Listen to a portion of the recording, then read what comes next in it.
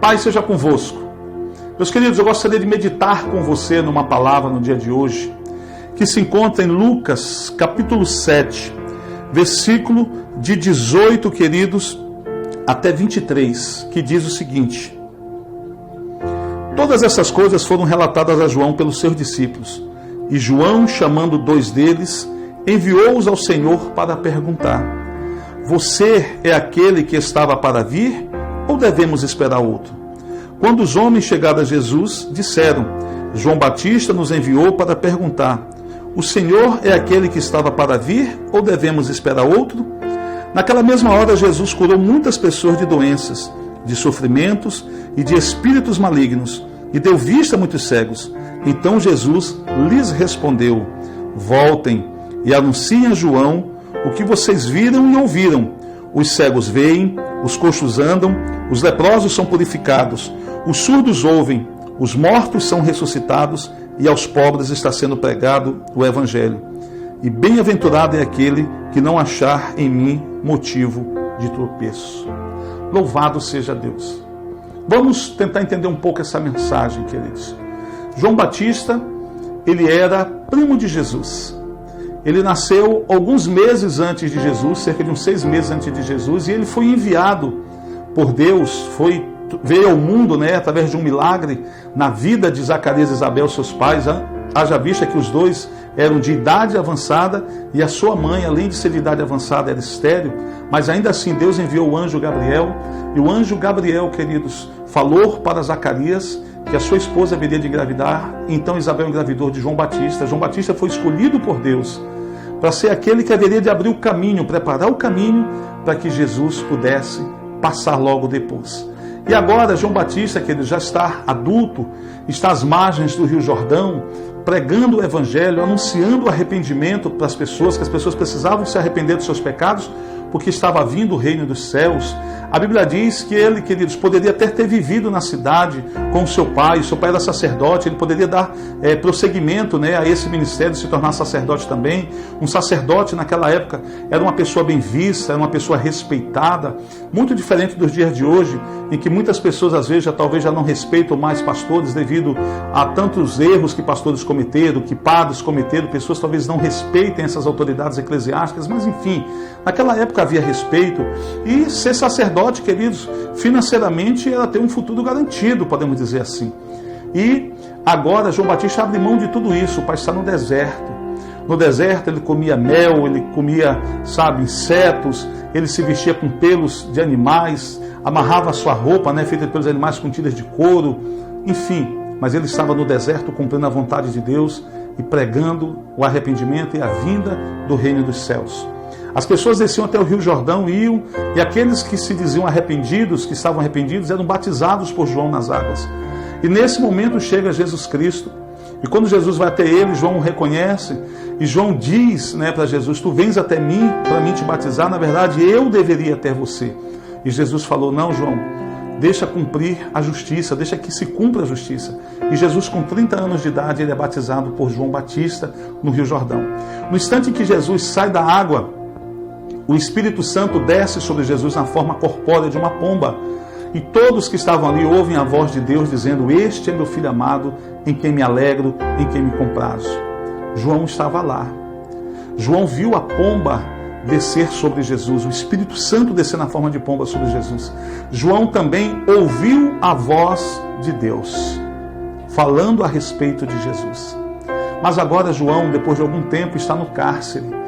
Ele já havia dito para os seus discípulos que importava que Jesus crescesse e que ele diminuísse, porque os seus discípulos diziam: Olha, Jesus está batizando mais gente do que nós, temos que fazer alguma coisa. E João Batista falou: Importa que ele cresça e que eu diminua. Mas agora, queridos, João está preso. João acusou o adultério até então de Herodes, queridos, o que ele estava fazendo. Ele havia sido preso. E agora preso, ele manda 2 dos seus discípulos a Jesus para perguntar: És tu aquele que haveria de vir ou devemos esperar outro? É como se existisse uma dúvida em João. E eu quero dizer uma coisa para você. Apesar dos dias de hoje, as pessoas falarem que dúvidas não condiz com pessoas que dizem ter fé, mas a dúvida, ela pode ser de alguma forma benéfica, queridos. Eu não posso duvidar do poder de Deus. Eu não posso, queridos, duvidar da grandeza de Deus, da majestade de Deus. Tá? Eu não posso duvidar da palavra de Deus. Mas se eu preciso tomar uma decisão e eu não sei que decisão tomar, eu estou em dúvida. E nessa hora, então, cabe a mim buscar ao Senhor para que o Senhor possa me direcionar qual decisão correta eu posso tomar. Então, de alguma forma, a dúvida ela pode ser benéfica nesse sentido. Ela não é benéfica quando você começa a duvidar, eu acho que Deus não vai fazer, Deus não tem poder para fazer isso, eu acho que essa palavra de Deus não é verdadeira. Eu já vi ao longo da minha vida, principalmente quando eu era novo convertido, eu vi muitas pessoas fazendo isso, fazendo orações dizendo, Senhor, se a tua palavra é verdadeira, que tal coisa aconteça, se não for verdadeira não vai acontecer. Queridos, eu não tenho dúvida alguma que a palavra de Deus é verdadeira. Eu não tenho dúvida nenhuma que Deus usou 40 escritores, queridos, em épocas diferentes, por um período de 1600 anos, e para escrever essa Bíblia que o Senhor iluminou cada um deles, que o Senhor inspirou cada um deles para escrever. A maioria deles nunca conheceu o outro, eles não eram contemporâneos, não viveram na mesma época, mas não há uma contradição sequer na Bíblia. Nenhum versículo falando que sim, o outro dizendo que não para uma mesma coisa, não há. A Bíblia é a palavra de Deus. Lembrando que o Evangelho de João diz que o Verbo se fez carne e habitou no nosso meio, o Verbo é a palavra. Quando aponta para a palavra de Deus, está apontando para o próprio Deus. Mas João Batista, queridos, manda esses discípulos fazerem essa pergunta. E Jesus, o que Jesus faz? Jesus não diz nem que sim, nem que não. Nós vivemos em dias em que as pessoas estão aí correndo atrás de revelações, de profetas, estão correndo atrás de facilidades. As pessoas não querem ter trabalho de ir para a Bíblia e estudar, buscar resposta aqui. Tá? Quer dizer, as pessoas elas querem facilidade. Se Deus puder usar alguém que possa dizer que sim ou não, melhor para mim, que aí eu não perco tempo dobrando o joelho, orando, jejuando, lendo Bíblia, buscando o Senhor. Mas é justamente essas coisas que Deus gostaria que nós fizéssemos, porque essas coisas vão gerar intimidade com Deus, essas coisas vão nos aproximar de Deus, queridos, e Deus vai falar muito mais rápido ao nosso coração, muito mais claro às nossas próprias vidas, para que a gente não dependa de pessoas na hora de tomar uma decisão. O Espírito Santo vai falar direto conosco.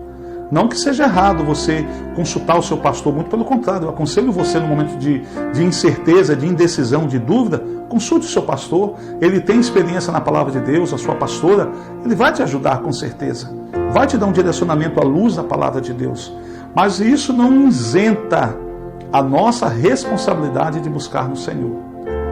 João Batista, queridos, manda e Jesus não diz nem que sim, nem que não. Jesus cura enfermos, Jesus faz milagres, Jesus faz muitas coisas aos olhos dos discípulos de João e diz para eles, vão lá e dizem para João o que vocês viram. Ou seja, o Senhor devolve para João aquela dúvida. João agora tinha que buscar no Senhor a certeza, pelo que ele viu, pelo que ele ouviu, pelas coisas que aconteceram, tá, queridos? Lógico, as coisas que ele viu ao longo da sua vida, porque ele estava preso, não deu para ver os milagres que Jesus fez diante dos seus discípulos. Mas Deus coloca nas mãos, Jesus coloca nas mãos de João. João, decide você se eu sou o Messias. Decide você. Veja aí os milagres que estão acontecendo. O que você acha? Um homem comum faz isso ou apenas o Messias tem poder para fazer isso? Queridos, tem coisas que o Senhor vai colocar na nossa mão. A escolha é nossa. A decisão é nossa. Mas eu quero dizer uma coisa para você. Dificilmente você vai errar numa escolha. Dificilmente você vai errar numa decisão se você tiver vida com Deus. Se você tiver compromisso com a palavra. Se você tiver compromisso com a oração. Se você, queridos, é uma pessoa que se congrega regularmente na sua igreja. Que você está sempre ali na escola bíblica, sentado, aprendendo a palavra de Deus. Você dificilmente você vai cair numa armadilha, dificilmente você vai ser enganado pelo inimigo na hora de uma decisão, até porque maior é aquele que está em você do que aquele que está no mundo. O Espírito Santo está contigo e ele vai te ajudar. Agora, queridos, eu queria fugir um pouco desse texto aqui, da história em si, para a gente finalizar essa mensagem. Eu queria dar uma outra palavra para você em cima do texto que nós lemos. Veja a pergunta que João fez. És tu aquele que haveria de vir ou devemos esperar outro? Quando ele faz essa pergunta, é porque havia uma expectativa a respeito da vinda do Messias. Queridos, a gente pode trazer isso para a nossa realidade nos dias de hoje. Há uma expectativa por parte da mulher com relação ao seu noivo, com relação ao homem que ela vai casar. Há uma expectativa que aquele homem seja verdadeiramente o homem de Deus para a sua vida, que aquele homem seja o homem que vai lhe fazer feliz, que aquele homem seja o homem que vai lhe complementar, que vai lhe completar. A mesma coisa acontece com um noivo com relação a uma noiva, tá, queridos? Existe essa expectativa de que aquela seja a mulher da sua vida, a mulher que Deus preparou para ele, a mulher que vai lhe completar, que vai lhe complementar, a mulher que vai lhe fazer feliz. Mas e aí, depois do casamento, o homem começa a mudar. De marido romântico, se torna num marido talvez ciumento e espancador. A mulher talvez possa se perguntar: és tu o marido que eu esperava que viesse, ou devo esperar outro, devo buscar outro? Talvez o homem, queridos, ao sair para trabalhar, sua esposa saia de casa, o traia com outros homens, o troque por outra pessoa, ou talvez não administre bem a sua casa, não se torne uma mulher sábia. Talvez, aqui tudo eu estou conjecturando, tá? O marido possa pensar: és tu a mulher que haveria de vir me fazer feliz, a esposa que haveria de me completar, ou devo esperar outra? Queridos, você que é filho, está crescendo, seu pai gera expectativa. Seu pai quer ver você, na escola. Seu pai quer ver você terminar o 1º grau, o 2º grau, fazer um vestibular, passar um vestibular, fazer aí uma faculdade, uma universidade, um nível superior, ter uma profissão. Mas de repente você anda pelos caminhos das drogas, caminho da prostituição, da mentira, da desobediência. És tu o filho que haveria de vir, ou teu pai deve esperar outro filho para fazer aquilo que poderia trazer felicidade para sua casa. És tu o empregado que haveria de vir para esta empresa e mudar a história dessa empresa, ou teu patrão deverá contratar outro. Preste atenção, existe uma expectativa sobre nós. Existe uma expectativa de Deus sobre mim, sobre você, queridos. Deus confia em nós. Deus sabe da nossa capacidade, e aonde há deficiência em nós, o Espírito Santo entra para nos ajudar, para que a gente possa cumprir a vontade de Deus. És tu o pastor que haveria de mudar a história desse bairro, mudar a história dessa cidade, ou as pessoas dessa igreja deverão esperar um outro pastor? Cumpra o propósito para o qual você foi escolhido, cumpra o propósito para o qual você foi chamado. Queridos, a gente pode estender essa pergunta para diversos segmentos, para diversos tipos de pessoas. Mas fica aqui para mim e para você. És tu a pessoa que haveria de vir para mudar a história, para fazer a diferença, para trazer felicidade, trazer alegria, ou devemos esperar outro? Eu me lembro de um caso que Jesus ele curou um homem que tinha 38 anos de idade. 38 anos de idade. Ele estava doente, estava deficiente, doente, há 38 anos. Ele não tinha 38, ele tinha mais. Há 38 anos ele estava doente. Quando Jesus se encontra com ele, talvez Jesus tivesse por uns 32 anos. Mas só entenda uma coisa. Quando Jesus nasceu, esse homem já estava doente. Quando Jesus nasceu, aquele homem já estava doente. Aquele homem ele teve que esperar Jesus entrar na sua infância, da infância na adolescência, da adolescência na juventude, e da juventude na fase adulta, completar 30 anos de idade e iniciar o seu ministério. Ainda esperou talvez 1 ano e meio ou 2 anos para se encontrar, para Jesus se encontrar com ele e ele poder ser curado. Nesse período todo, ninguém daquela época, os religiosos, ninguém daquela época, queridos, conseguiu trazer cura sobre aquele homem. Aquele homem teve que esperar Jesus vir até o encontro dele. E isso que é ruim, queridos. As pessoas elas geram expectativa a nosso respeito. A gente também não pode ser cobrado por uma expectativa maior, além da nossa capacidade, que as pessoas possam de repente depositar sobre nós. A gente não pode, mas a gente deve buscar cumprir o nosso papel. Por falar em expectativa, lembra dos discípulos de Jesus caminhando ao caminho de Emaús? Eles estavam caminhando entristecidos, era o domingo, já domingo de Páscoa, no domingo que Jesus ressuscitou, mas eles não sabiam que Jesus tinha ressuscitado. Jesus aparece a eles no meio do caminho e Jesus pergunta para eles: o que vocês estão conversando aí? Ele falou: vem cá, és tu o único viajante que não sabe do que aconteceu nos últimos dias em Jerusalém? Ele falou: não sei, o que aconteceu? Jesus Cristo, um profeta, um homem que fazia muitas ações, muitos milagres, poderoso, em Deus, ele foi morto, já faz 3 dias que ele está morto. Nós esperávamos que ele viesse libertar Israel, mas já faz 3 dias que ele morreu. Eles estavam, queridos, frustrados porque a sua expectativa não foi cumprida, a ponto de não reconhecerem Jesus quando este apareceu para eles. E Jesus começa a andar com eles e vai explicando para eles desde Moisés, desde o início, toda a palavra de Deus até chegar no seu tempo, né, de como essas coisas deveriam acontecer. Quando eles chegaram à entrada da vila de Emaús, os dois falaram: ei, viajante, entra conosco, vem, já faz tarde, não segue tua viagem não, está perigoso, vamos lá com a gente, vem para cá, aqui você pode dormir, fazer uma refeição, vem conosco. A conversa foi agradável durante a viagem e Jesus foi para casa com eles, na vila de Emaús, e quando eles estavam sentados à mesa, Jesus partiu o pão. E quando Jesus partiu o pão, aquela cena de Jesus partindo o pão veio na memória deles, eles lembraram lá da Santa Ceia, né, na sexta-feira, né, que antecedeu a prisão de Jesus. Aquela véspera lá da prisão de Jesus. E eles, quando um olhou para o outro, Jesus desapareceu do meio deles. E eles questionaram: olha, por acaso o teu coração não se aquecia quando aquele viajante falava conosco? E o outro falou: aquecia. É do próprio Jesus que estava falando com a gente. Mas, como a expectativa deles não foi cumprida, eles estavam frustrados.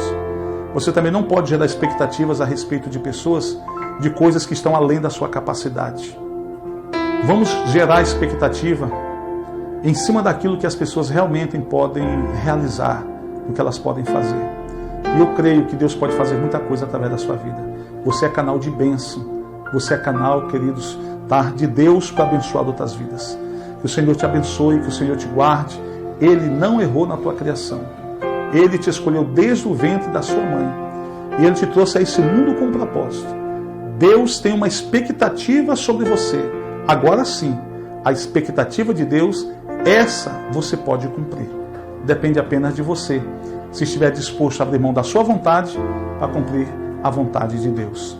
Que o Senhor te abençoe com essa palavra, no nome de Jesus. Amém? Deixa eu orar por você agora, em nome do Senhor. Senhor, meu Deus e meu Pai, em nome do Teu Filho amado, nosso Senhor e Salvador Jesus Cristo, nós estamos, meu Deus, aqui nesta hora, neste momento, para apresentar a Ti, meu Deus, a vida de cada um dos meus amigos, dos meus irmãos que me assistem. Meu Deus, que cada um busque no Senhor, saber em Ti, meu Deus, qual é a vontade do Senhor para as suas vidas, para que cada um possa cumprir, meu Deus, o propósito da sua criação. O Senhor não escolheu, meu Deus, aleatoriamente a cada um de nós. Nós fomos escolhidos, meu Deus, pelo Senhor diretamente, para que pudéssemos vir a esse mundo e pudéssemos cumprir a Tua vontade. Que cada um de nós, meu Deus, busque saber qual é a Tua vontade para as nossas vidas. Queremos viver, meu Deus, de forma agradável ao Senhor. Queremos viver, meu Deus, de forma em que o Teu nome possa ser glorificado através de nossas vidas. Por isso, meu Deus, que os Teus filhos, meu Pai amado, em momentos de dúvidas, possam buscar na Tua palavra, possam buscar no Senhor, através de oração, o discernimento, a direção, meu Deus, a decisão a ser tomada. Abençoe a cada um deles em nome do Senhor Jesus e que essa palavra de hoje nos sirva, meu Deus, de alimento, nos sirva, meu Deus, Pai amado, de direcionamento para tudo aquilo que iremos fazer daqui para frente em nome do Senhor. É o nosso pedido de oração, que assim seja. Amém. Que Deus te abençoe, tá, queridos? Até o nosso próximo programa, até a nossa próxima mensagem, se assim o Senhor nos permitir. Paz seja convosco.